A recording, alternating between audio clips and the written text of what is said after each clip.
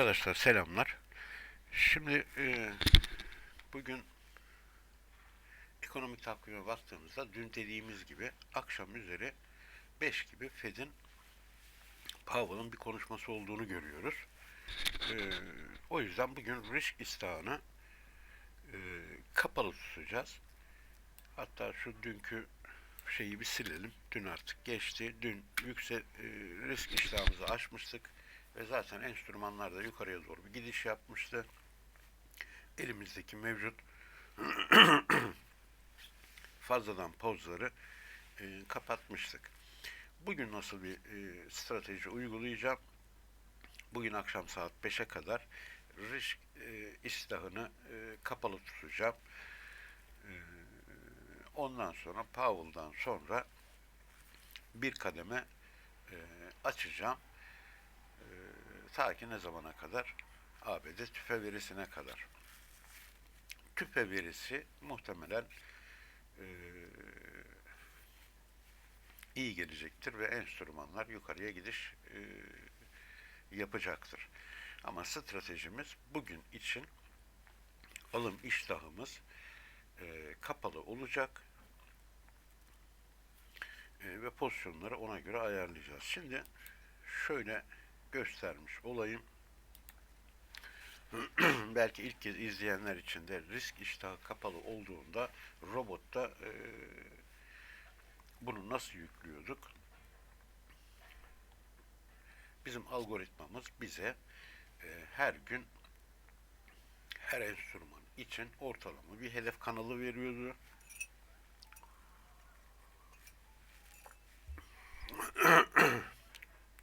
Şurada algoritmanın info bilgileri var. Buradaki hedef kanal mesela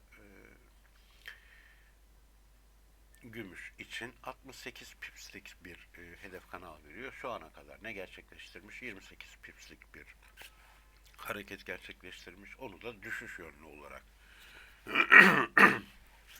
ağırlıklı olarak düşüş yönlü yapmış. Şimdi biz risk iştahımızı kapatacağımız için diyoruz ki şu hedef kanal dolmadan herhangi bir alım yapmayalım.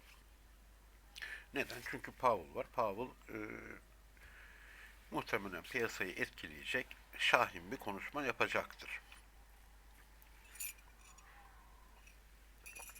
En azından piyasanın bu yönde fiyatlayacağını düşünüyorum. Yani akşam Powell konuştuktan sonra da artık bir sonraki gün yani çarşamba günkü tüfe verisini konuşacağız. Şimdi dediğim gibi burada da hedef gerçekleştirme yüzdesi ne kadar olmuş?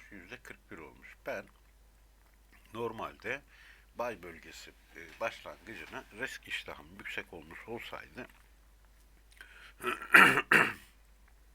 50 ile 100 arasına ayarlayacaktım. Yani şurayı 50 yapacaktım.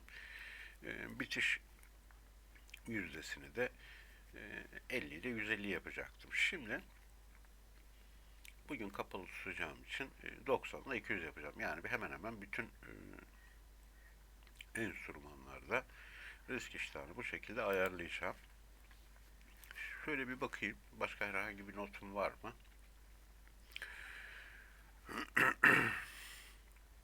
Evet, herhangi bir notum yok. Şimdi de pozisyonlar kısmına bakalım. Dün 9 tane pozisyonumuz vardı ama dün akşam ben 2 tane pozisyon açtım. Onlar da gördüğünüz gibi şu anda terste duruyor. Yani gümüş 73-79'dan terste. Ama dediğim gibi bugün eğer ola ki düşüş gerçekleşirse bu taraflara doğru bir düşüş gerçekleşirse buralardan alım yapacağım. Videonun ilk bölümü bu kadar. ABD açılışında görüşmek üzere. Arkadaşlar merhabalar.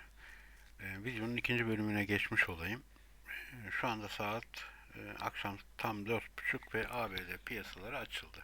Şimdi videonun ilk bölümünde bugünkü risk iştahını buraya not olarak yazmıştım. Ama bundan sonra bu Expert Advisor'ın ayar bölümüyle alakalı bir görsel hazırladım.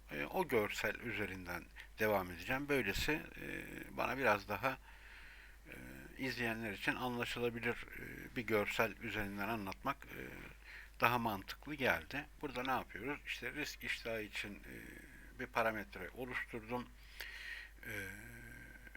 Risk iştahımız açıksa rengini yeşil okla yukarıya, nötrse yatay bir sarı renk. Risk iştahımız kapalıysa, yani düşüş bekliyorsak da aşağıya doğru okla ifade ediyoruz. Mesela bugünkü risk iştahı parametremiz bizim yatay olacak. Yani alım parametremiz, şuradaki alım parametremiz 90 ile 190 arası bir düşüş gelirse ancak oradan alacak. Yani buradaki yüzdeyi de gösteren Expert Advisor'daki info bilgilerinden görebiliriz. Yani burada da işte mesela bu görseli hazırladığım anda sadece %41'lik bir hareket alanı oluşmuş. Yani şurası %90 olduğunda ancak harekete geçecek. Ve bu görseli de hem de videonun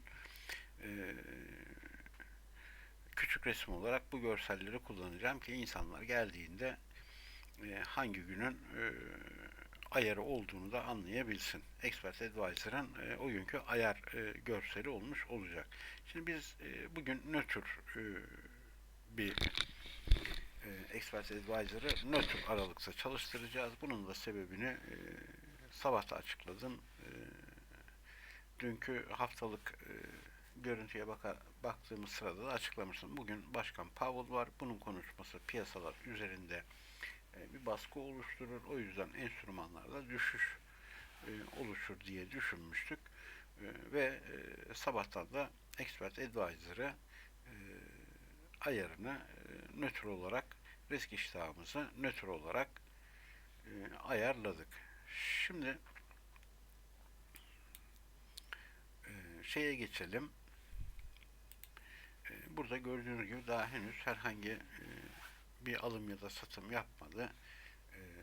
Bugünkü risk iştahımıza göre bir alım yapabilmesi için mesela gümüşte 23.09'u görmesi gerekiyor. İşte GBP'de 1.20.89'u görmesi gerekiyor. Yani buraları gördüğü sırada alıma başlayacak.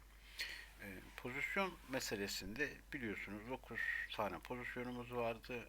Dün akşam ben manuel olarak 2-3 tane pozisyon açtım. Onlar da zaten şu anda terste görünüyor. Açtığım pozisyonlarda gümüş onsta ve tekrar bugün bir alım yapabilmesi için 23.09'u görmesi gerekiyor. Powell'dan herhangi bir mesajı takip edeceğiz. Ama şu ana kadar piyasa dediğim gibi Powell'ın şahin konuşabileceğini fiyatladığı için enstrümanlarda bugün için yukarı bir hareket yok. Daha ziyade düşüş var. İşte, paritelerde görüyorsunuz. Açılış fiyatından aşağıya düşmüş. Borsalar aşağıya düşmüş. Nasdaq ve DAX'i yukarıya doğru bir hareket yapmış. Ons altın biraz güçlü durmuş ama gümüş aşağıya düşmüş. Bir de kriptolar cephesinde de bugün nispeten biraz güçlü duruyor. Bu videoda şimdilik bu kadar. 5'ten sonra dediğim gibi Powell'ı takip edeceğiz. Powell'ın olası bir sert söylemlerinde aşağıya geliş olursa ekstra alım yapacağız. Ama Powell'ın söylemi şahin değildi, daha yumuşak olursa zaten enstrümanlarda yukarıya gidiş olur.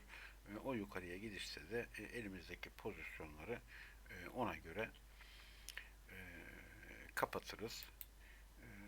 Burada en yakın aday muhtemelen GBP olacaktır. Alım yönünde hareket edeceğimiz. 5'ten sonra hareketlere bakacağız. Şimdilik bu kadar. Herkese kolay gelsin. İyi çalışmalar.